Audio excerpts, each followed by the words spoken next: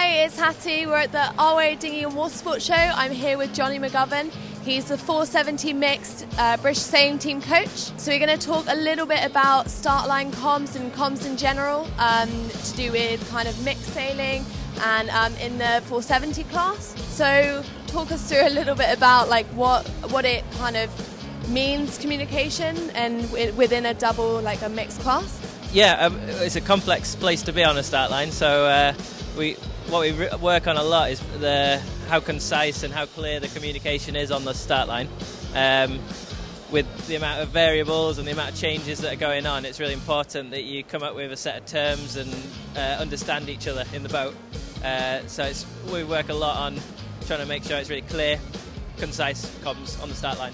And are there any examples around the race course that is really important, like a particular time, maybe other than the start, that's important to think about comms? I think a lot of the teams operate slightly differently. So in my mind, there's normally a decision maker and an information gatherer in the boat. And I'd say, like, depending on if you're on the upwind leg, for example, it's really important you get the right information coming into the boat.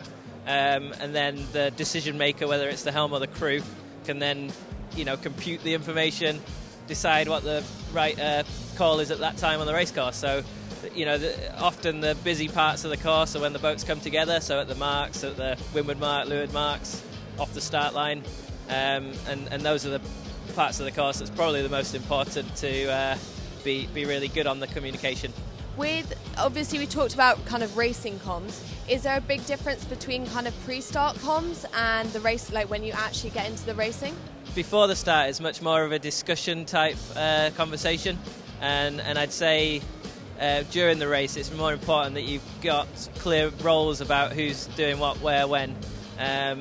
When you're under pressure and you need to make quick decisions, I'd say that the roles are really key in the race to make sure that that's going to happen.